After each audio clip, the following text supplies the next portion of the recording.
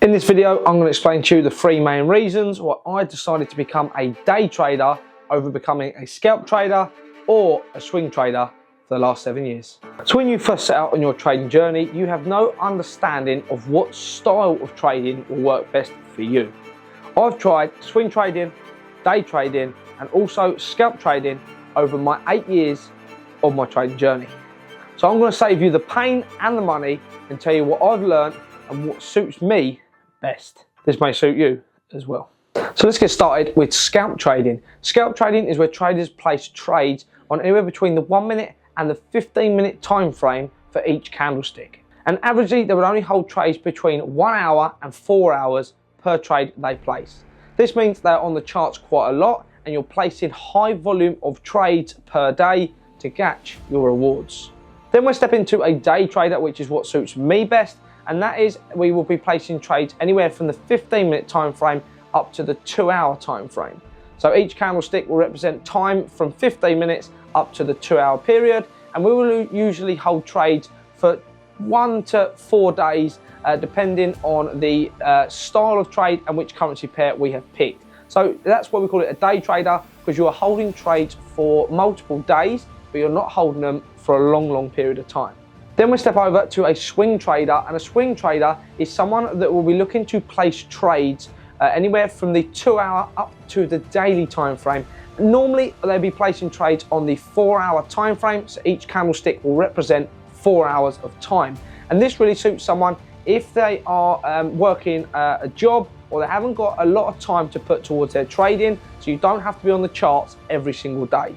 And they will hold a trade from anywhere probably a week up to about 6 months. So you can place a trade on the 4-hour time frame, and that could be a 1 to 5, but that's got a 200 pip stop loss and say a 600 pip take. So you've got a 1 to 3, and that trade may be held over 2 months of a time frame, but you're still going to make 3% on that trade. So it's just trying to work out what's going to suit you best with the amount of time you have and where you want to be at with your end goal of your trading. I prefer to be on the charts every single morning, but I don't want to be glued to the screen. So that's why scalp trading never worked for me. Then, in other words, swing trading, you're sitting on your hands for multiple weeks, and I wanted to be a little bit involved with my trading. So that's where the swing trading was also not what I was after, and I worked out that I'm kind of a day trader slash swing trader, so I will hold trades as long as they need to be, but averagely, if I hold a trade, it probably be anywhere from 3 to 7 days of the period until it hits TP. So now we understand what the styles are of trading. We're then going to go across the 3 benefits I found from being a day trader compared to being a scalp trader or a swing trader. So if you're finding this video helpful towards your trading, make sure once you've finished this video, and only once you've finished this video, to head over to the Limitless Trading Club YouTube channel, where you will find more trading content I post every week. Let's get back to the video. Here we go. Main reason number 1, and that is chart time, or time itself. And that would be down to the amount of time I wanted to spend on the charts every day I was going to be placing trades. And for me, I only want to be on the charts 1 to 2 hours every single day that the charts are open, so 5 days a week, plus my back testing. So on average, I will do 1 hour in the morning, going through all my currency pairs, checking everything, making sure I've tweaked and updated from the previous data or overnight. Then I will then look to do a 1 hour of back testing every single day the charts are open, so 5 days a week. And then throughout the day, I will just check in on if I've got trades open or if I've got setups that are nearly ready to place. So the time I've done my days checking in and out, that would mean I've done 2 hours on the charts and also 1 hour of back testing. So the biggest thing is to work out what your time frame is and the amount of time you want to spend on the charts currently, and also once you've got to your goal of being a full-time trader, how often you want to spend of your time on the charts. So reason number 2 is emotions. That's a really big thing towards trading, and this is why a lot of traders actually don't make any money, is because they let their emotions control their trading instead of sticking to their strategy and their cheat sheet. But how does this affect what I wanted to do and not becoming a scalp trader or a swing trader? And that was because of the amount of stress it brings from each one. style of trading has got its different characteristics and brings different levels of stress. So if you was going to be a scalp trader, you are placing multiple trades per day. This means you've got a lot more trades that are open or a lot more capital inside the market every single day. And basically what that means is the more trades you place, the more risk you have, so then the more emotions towards trading you have as well. And I found out over time, and time only, that the day trading aspect was best for me because I've only ever got probably 1 to 3 trades open at one time. So I've only ever got 3% of my total capital risked into the market. Well, when you're a swing trader, you can have anywhere between 5 and 10 trades open at one time because you're trying to get in and out of the markets very quick or even over a daily period. So I didn't like the aspect and the stress that come with being a scalp trader because you're focused on the charts all the time. You're trying to find and make trades instead of where day trading, I'm letting the trades and the market come to me and I'm only putting a little risk on each trade I place. And then on the other aspects of swing trading, there's very little risk at all and you do forget about trades over long periods of time. If you enter a trade at the start of the year and we're now 25 days later, you may only be in 0.5%. So the other aspect is then things take a very long time to hit TP.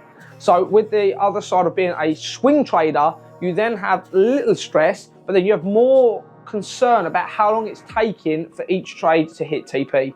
So me and my personal trading experience and the strategies I have, that day trading work perfectly for that. This also then follows into your overall lifestyle. How do you want your work day to look like? Today we are trading, but we're still out here spending our time to make money. So I was looking at that I would only want to do 4 to 5 hours in the morning, anywhere from 5 AM up till say 10 to 11, and then I am done for the day. This will then allow me to go to the gym over the lunchtime period, as I do currently, and then from there the afternoon is free to do what we want to do. So if, let's say if we're on a road trip, I can still go out, we do a morning's work, what needs to be done in the morning period, and then afterwards we have the afternoon to travel to a new location or to spend the afternoon wherever we're located currently. So I want to be a little bit flexible with my time and with my location, and this is what day trading allows. Compared to scalp trading, I would need to be on the computer pretty much most of the day, so you're set at one location the whole time the charts are open. But then from the other aspect with swing trading, you're not really on the charts at all, probably once or twice a week. It really just didn't make me feel like I was a trader and was actually in. Plus, I couldn't make the returns I wanted to in the time period was needed. And for reason number 3, and that is going to be trade volume. That is the amount of trades you are placing every day, every week, every month. And on average, I only place between 1 and 5 trades per month. So we are in January 2026 and I have only placed 2 trades so far. My first trade of 2026 hit stop loss and my second trade went into 2% profit. So I put stop loss to entry and then news spiked to straight out. So that was a break even trade. So I've only placed 2 trades so far for this month. I have 2 setups which hopefully I should be placing today or tomorrow, and that should give us 4 to 5 trades for the trading month of January.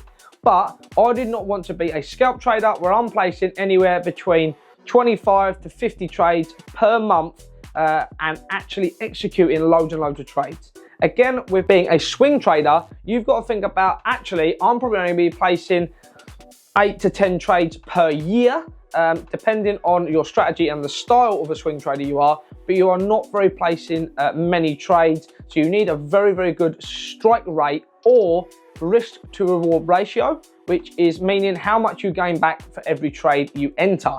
So if I am putting 1% of my trading capital in, so let's say I've got 100,000 in my trading account, I'm going to put £1,000 on every trade I put in. But then I need a positive risk to reward ratio. So I need to be getting 1 to 3, 1 to 4, 1 to 5 back on that trade, meaning I'm going to make 3,000, 4,000 or 5,000 on that trade. So something to think about is the amount of trades you personally want to place and the earnings from each trade. So I've got some setups which will place a 1 to 2 trade, and I've also got setups that will place a 1 to 6 trade. So you need to work out on each setup and each style or strategy you have on how many trades per month you need to place to make the rewards you want. And as a full-time trader, I'm only looking to make anywhere between 30 and 50% for the whole year. So I'm not trying to make 300% of my trading capital.